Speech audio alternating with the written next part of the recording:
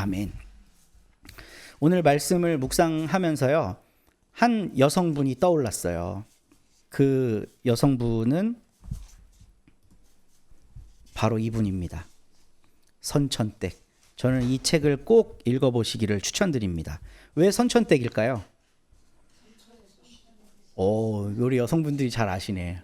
우리 김혜옥 권사님은 그럼 무슨 댁이신가요? 밀양댁. 우리 주 집사님은 부산댁. 이수진 집사님은 서울댁이시죠? 제일 권세 있는 댁입니다. 서울 수도권대. 한니은 집사님은 어디 댁이신가요? 그러네. 댁이 되신다면 무슨 댁이 되시나요? 순천. 순천댁. 여기 뭐 전국 8도가 다 있어요. 네. 강원도가 없네요. 혹시 김주경 집사님 강원도 출신이신가요? 아니요, 저도 부산댁이에요. 부산댁이시구나. 우리 주 네. 집사님과 같은. 또 고등학교 선후배 아니야? 네. 이름이 없습니다. 이름이 무슨 댁으로만 불려요. 한의사집 안봉식이라는 한의사가 살았는데 그 한의사집에 16살에 시집을 갔습니다. 보통 그래요. 저희 할머니도 그 연세쯤에 나이쯤에 시집 가셨다고 들어서 알고 있어요. 아주 어릴 때 옛날에는 뭐 민며느리 제도라 그래갖고 일제강점기 초반기에는 8살 9살 된 애를 시집 보내요. 그러면 결혼 관계가 아니죠. 그거는 그냥 그 딸도 아니고 하녀지 하녀. 온갖 허드렛 일 8살부터 밥 짓고 설거지하고 빨래하고 뭐 밭일도 돕고 온갖 심부름 다 하다가 한 16, 17살 되면 이제 합방을 해서 자녀를 생산해야 돼요. 그 전까지 이 여인의 정체성이 뭐냐면 부엌댁입니다. 부엌댁이. 그냥 댁이에요. 선천에서 왔어서 선천댁이라고 사람들이 부르고 와서 실조는 부엌댁이에요. 그러다가 이 여인의 지위가 갑자기 상승하는 포인트가 생깁니다. 어떻게 하면 갑자기 이 지위가 상승할까? 아들을 낳으면.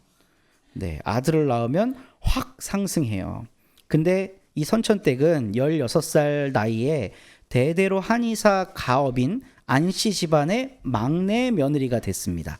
그래서 시집온 첫날부터 부엌댁이였죠.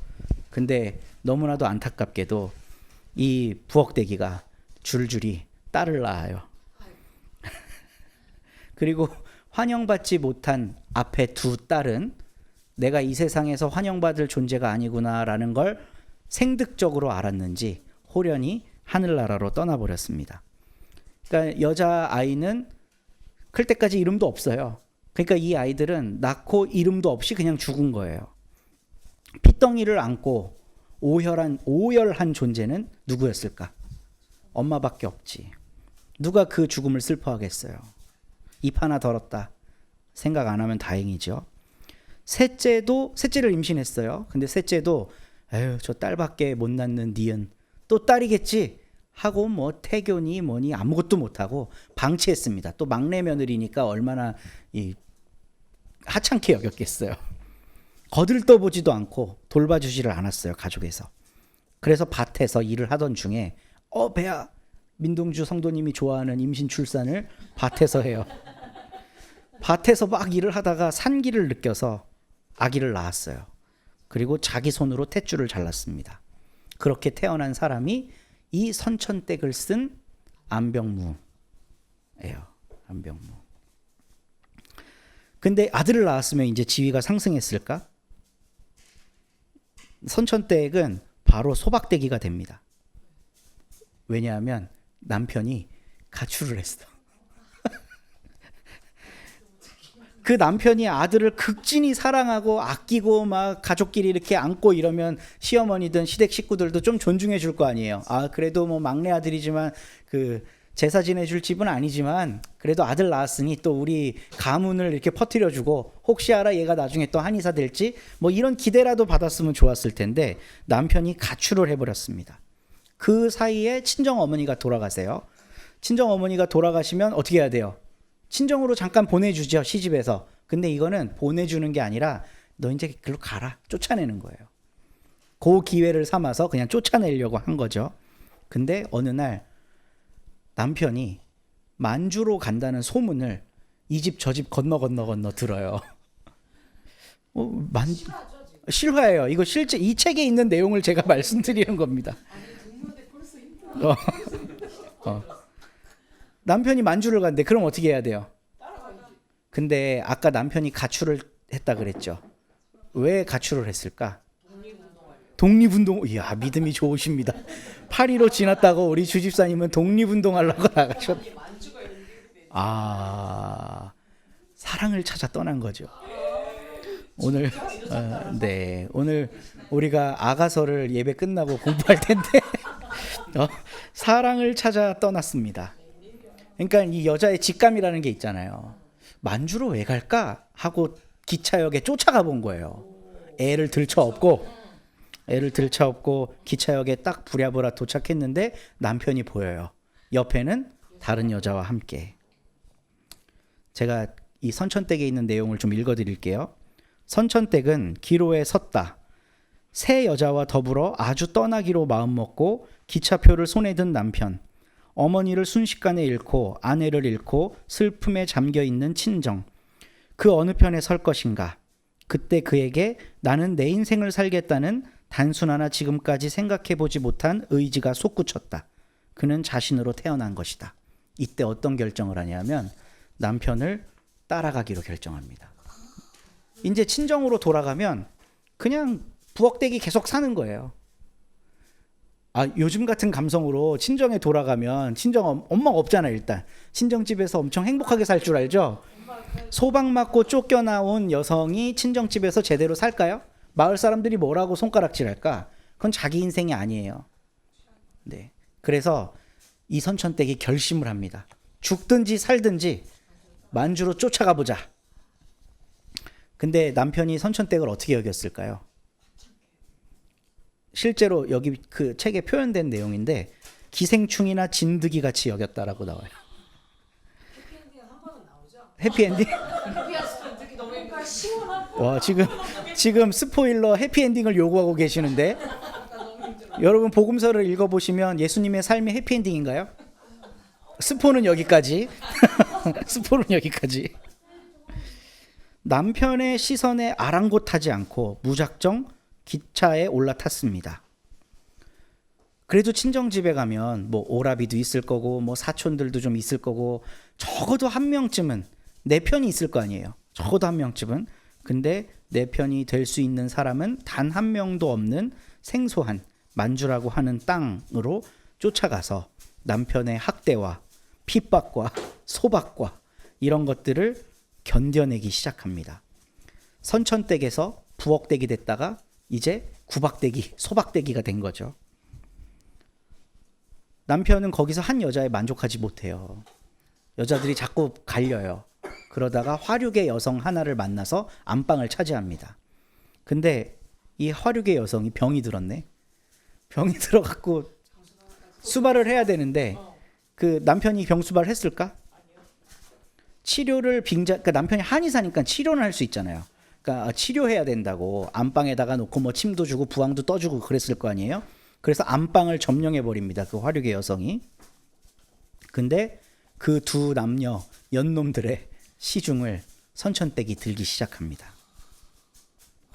나중에 안병무가 어른이 돼서 엄마한테 엄마 그때 도대체 왜 그랬어? 아니 그냥 쫓아내든지 그냥 나랑 나와서 따로 살든지 이러면 되지 도대체 왜 그랬어? 그랬더니 선천댁이 뭐라 그랬는 줄 아세요? 인생이 하도 불쌍해서. 제일 불쌍. 자기는 안 불쌍. 제일 불쌍하다. 제일. 근데 저는 이렇게 이야기한 대목에서 뭐가 생각나냐 하면요. 예수님이 십자가에 달려서 아버지 저들을 사하여 주옵소서. 저들은 저들이 하는 일을 알지 못합니다. 이런 얘기 하잖아요. 지금 누가 누구를 걱정해. 자기는 십자가에 달려 죽고 있는데 저들의 죄를 용서해 달라고 예수님이 말하잖아요. 근데 우리는 예수님이 그 말을 했다고 해서 엄청 큰 감동을 갖거든요. 야, 역시 우리 예수님은 하나님이야. 어떻게 저런 십자가의 고통 속에서도 자기 백성만 생각해. 이러면서 예수님을 동경한단 말이에요. 근데 선천택도 그런 이야기를 한 거예요.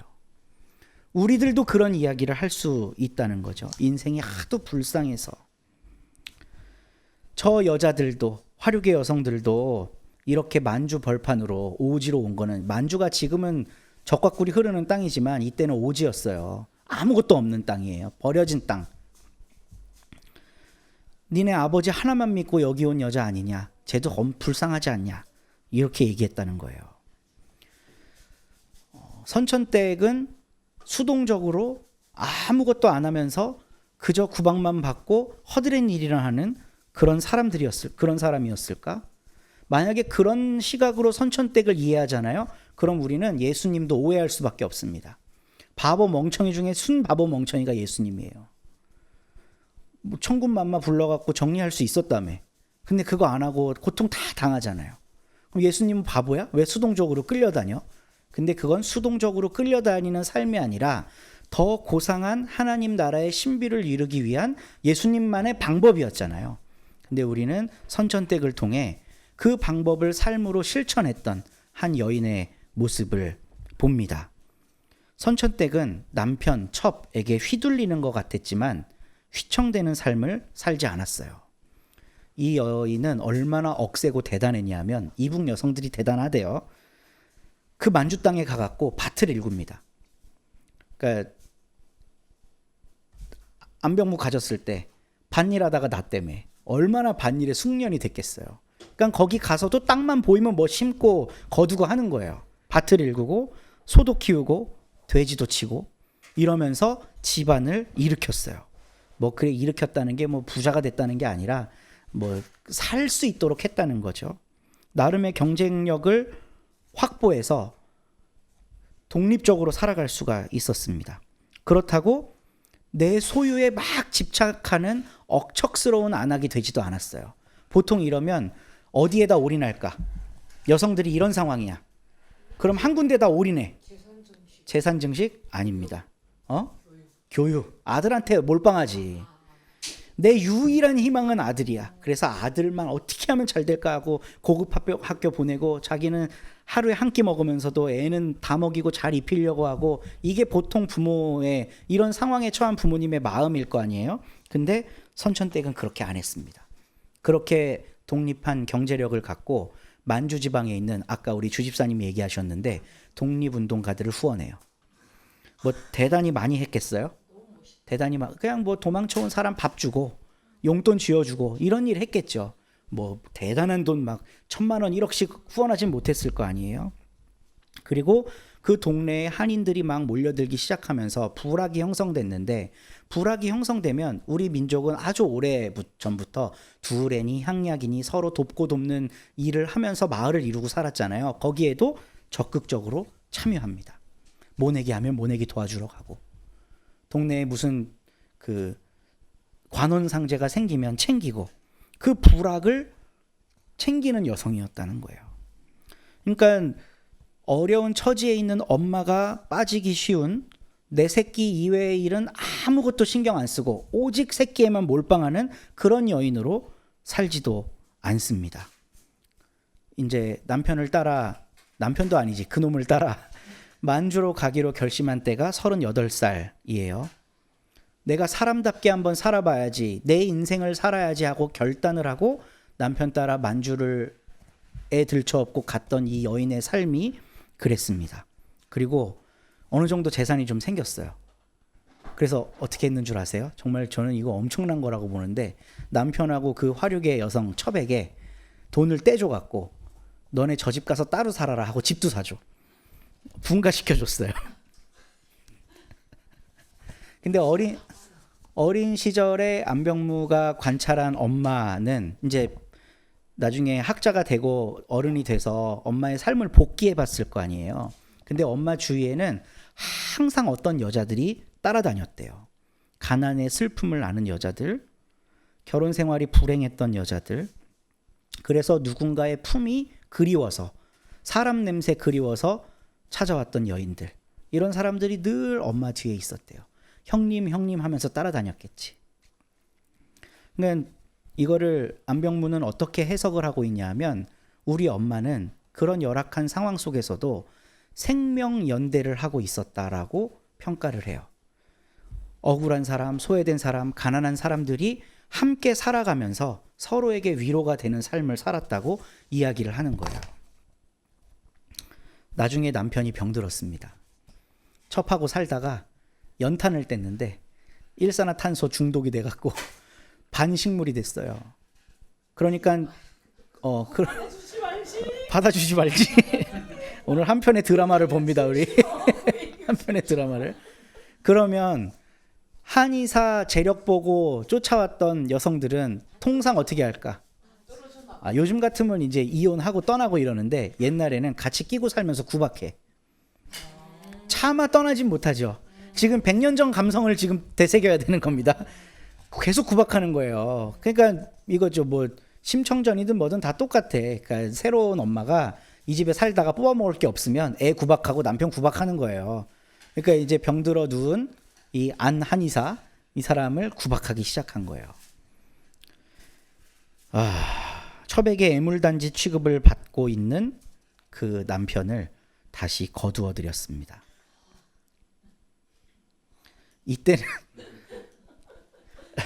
이때는 이제 안병모가 좀 컸어요.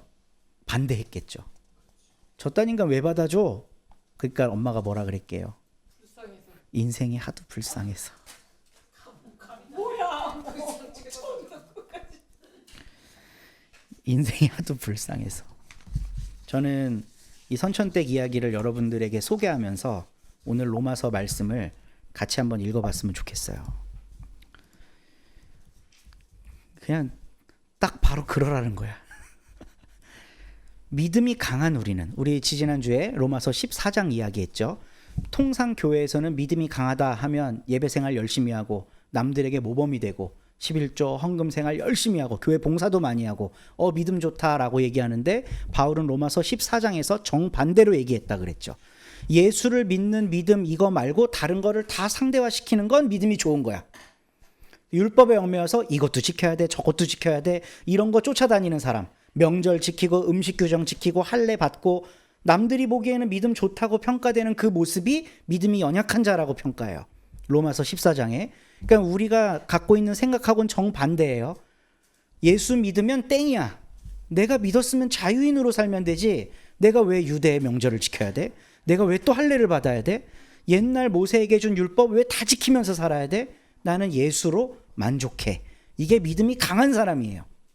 로마서 14장에 따르면 이것저것 다 지키고 종교생활 열심히 하고 토요일이면 회당에 가갖고 예배드리고 안식일날 600m 이상 걸음도 안 걷고 불도 안 켜고 불도 안 꺼. 밥도 안 해먹어. 어제 해먹은 밥 최소한으로 먹어야 돼.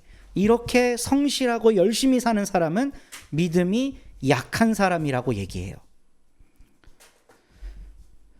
그런데 믿음이 강한 예수로 충만한 사람은 믿음이 약한 사람들을 돌보아 주어야 한답니다. 나는 이제 자유했으니까 나만 잘 되면 되지 뭐. 이렇게 살지 말으래요. 그러면서 이웃의 마음에 들게 행동하면서 유익을 주고 덕을 세우랍니다. 그 모형을 어디로부터 가지고 오냐면 예수님으로부터 가져와요. 그리스도께서도 자기에게 좋을 대로만 하지 않으셨대요.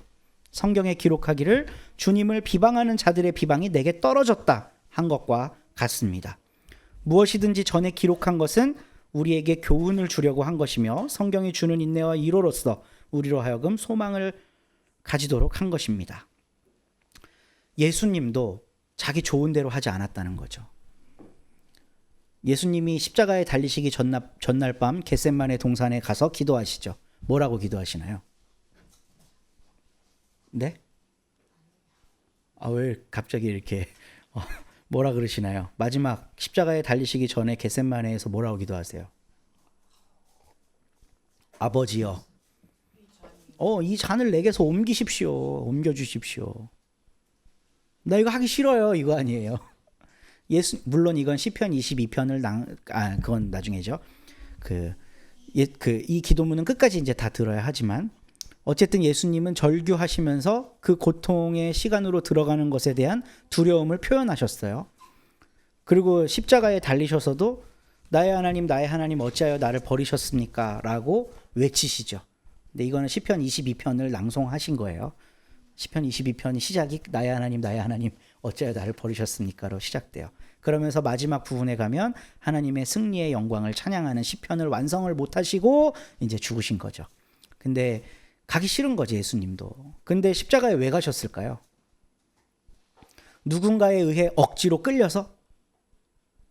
그럼 수동적 인간이야, 예수는. 선천댁이 어쩔 수 없이 갈 길이 그거밖에 없어서 갔다면 그냥 수동적 인간이에요. 근데 예수님은 그 십자가의 길을 자신이 선택해서 가십니다. 예수님이 십자가의 길 안 가시는 방법은 아주 심플합니다. 종교 지도자들한테 가서 내가 잘못했다 한마디만 하면 돼요. 내가 그동안 쓸데없는 짓 했네. 안식일을 존중하지 않았고 손 닦고 밥 먹지 않았고 성전을 내가 3일 만에 다시 건축한다고 헛소리했고 율법 막 어겼고 제가 천인공도할 놈이었습니다. 하나님의 율법이 지난 2000년의 시간 동안 이스라엘 백성을 사랑으로 움직이셨는데 제가 그것도 제대로 못 보고 존중하지 못했네요. 제가 잘못했습니다.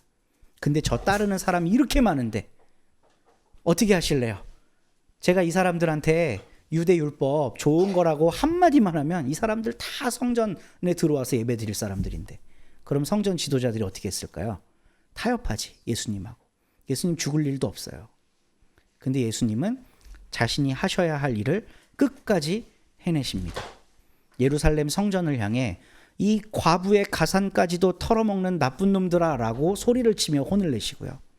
내가 이 성전을 바로 헐어버리고 3일 만에 다시 세우리라.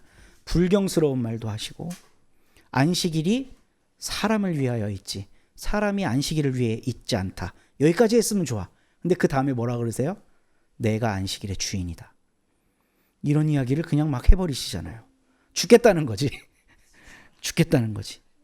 예수님이 죽으신 건 어쩔 수 없이 수동적으로 끌려다니며 고통당한 게 아니라 그 고통당할 길이 뻔함에도 자기가 그 길을 걸어가신 거예요. 이 그리스도께서도 자기에게 좋을 대로만 하지 않으셨습니다. 자기 좋은 대로만 하지 않았다는 거예요. 안 좋은 게 분명한데 글로 가셨다는 거죠. 그럼으로써 믿음이 강한 자가 믿음이 약한 자를 돌보는 걸 모범으로 보이셨다는 겁니다. 선천댁도 마찬가지입니다. 선천댁의 삶은 아까 우리가 계속 탄식하면서 살펴봤는데요. 고난의 연속이죠. 왜 그렇게 살아? 바보야? 왜 그렇게 살아? 근데 그 길을 향해 한 걸음 한 걸음 가요. 자식만 보고 살지도 않고요. 때로는 독립운동가들이 피난 오면 먹여주고 재워주고 용돈도 지어주고 마을에 가난을 당한 사람 있으면 도와주고 남편한테 두드려 맞고 쫓겨난 여인 있으면 하룻밤 재워주고 이런 일 하면서 사는 겁니다. 끝내는 자신을 선천댁에서 부엌대기에서 소박대기 구박대기로 만들어버린 그 남편까지도 끌어안음으로써 삶을 마무리하는 거죠. 저는 여기에서 믿음이 강한 사람이 가져야 되는 책무가 엄청나다는 걸 생각해 봐요. 바울은 지금 믿음이 강한 사람, 약한 사람 대비를 하면서 강한 사람들에게 더 헌신할 것을 요구하고 있습니다. 근데 우리의 입장에서 볼 때는요, 믿음이 약한 사람이 이미 훨씬 많이 헌신하고 있어. 교회 열심히 가지, 헌금 열심히 하지, 삶의 11조, 생활의 11조 하지, 자녀들도 믿음으로 양육하려고 애쓰지. 우리 목사님 아들로 살면서 피곤할 때 있었어요, 없었어요? 네? 없었어? 네? 교회 다니기 편해? 네. 그치. 아빠가 목사님이니까 편하지.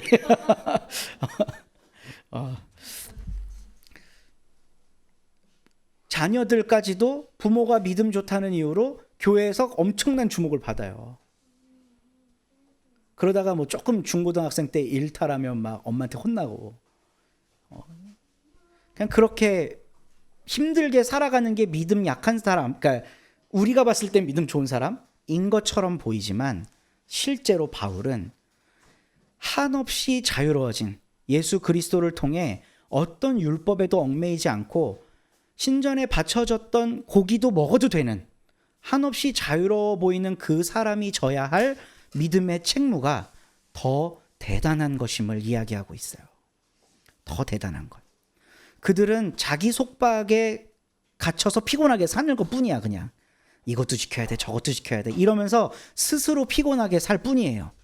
근데 믿음이 강한 사람은 삶도 영혼도 한없이 자유로워 보이지만 그 약한 사람들을 견인해서 그리스도께로 끌고 가야 할 책무를 지녔다는 겁니다. 선천댁이 받았던 책무가, 하늘 책무가 바로 그거라고 봐요. 가장 쉬운 방법은 비록 경제적으로 좀 힘들고 남들의 눈초리를 받아도 남편하고 깔끔하게 헤어져서 아들 엎들쳐 업고 야인으로 사는 거예요. 그러면 몸은 고달플지 몰라도 영혼은 자유로울 수 있습니다. 근데 선천댁의 선택은 달랐어요. 그곳에서 그냥 예수님처럼 살았다고 저는 봐요. 그래서 여러분들에게 이 책을 꼭 일독해 보시기를 추천드립니다.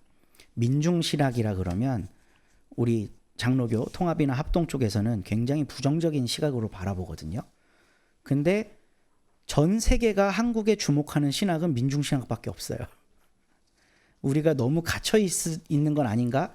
읽어보지도 않고 무턱대고 비판하는 경우가 엄청 많거든요. 근데 읽어보면 그 안에 신비와 은혜와 그리스도인으로 살아가야 될 삶의 모형들이 가득가득 적혀 있습니다. 가득가득 적혀 있어요. 읽어보지도 않고 비판하면 안 돼. 그러니까 선천댁 한번 꼭 읽어보시고 이 안에 나타난 선천댁이 무엇을 짊어지고 살았나 한번 살펴보시면 좋겠어요. 그리고 그게 바로 그리스도께서 짊어지셨던 십자가였구나. 그럼 우리는 뭔가? 우리도 예수님이 보여주셨던 그 길, 선천댁이 온 삶으로 아들에게 남겨주고 간 그 삶 이야기 우리도 해볼 수 있지 않을까 하는 희망을 품고 한 걸음 더 나아갈 수 있을 거라 생각합니다.